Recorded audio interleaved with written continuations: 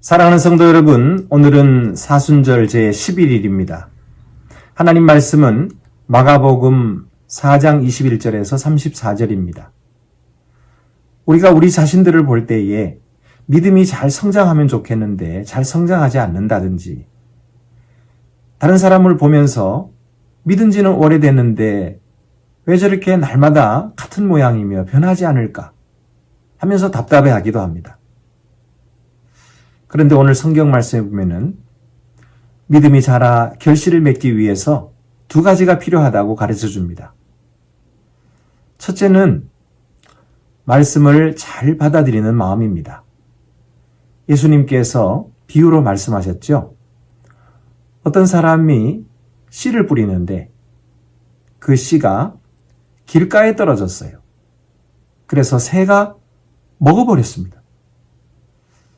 두 번째 떨어진 씨는 돌짝밭에 떨어졌죠.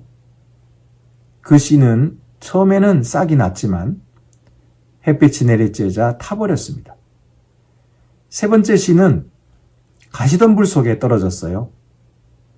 그 씨가 싹이 나 자랐지만은 가시덤불에 막혀서 자라지 못했어요.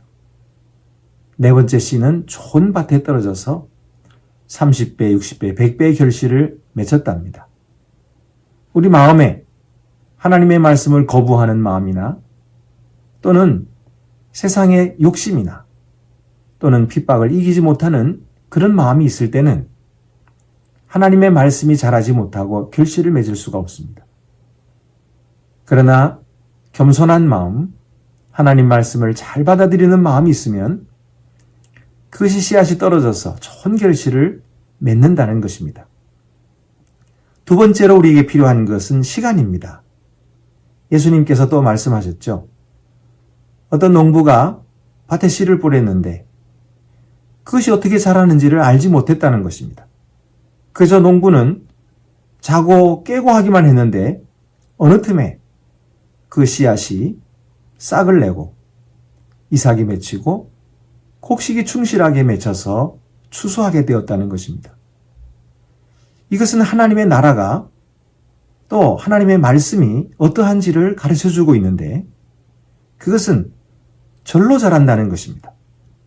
하나님께서 키우시는 것이죠. 우리들은 그 하나님의 나라가 어떻게 자라는지를 모릅니다. 마치 작은 겨자씨, 시작은 명확했지만 그것이 모든 풀보다 커지고 나중에는 새들이 깃들일 만큼 큰 나무가 되는 것처럼 하나님의 나라, 하나님의 말씀은 보잘것없는 것처럼 우리에게 오지만 우리도 알지 못하는 사이에 큰 나무를 이루고 큰 열매를 맺힌다.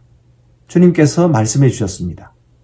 그러므로 여러분, 우리가 낙심하지 말고 오늘도 겸손한 마음으로 하나님의 말씀을 잘 받아들이고 그리고 나와 이웃들에게 인내하고 기다려줌으로써 하나님의 나라가 성장하도록 함께 힘쓰게 되시기를 바랍니다.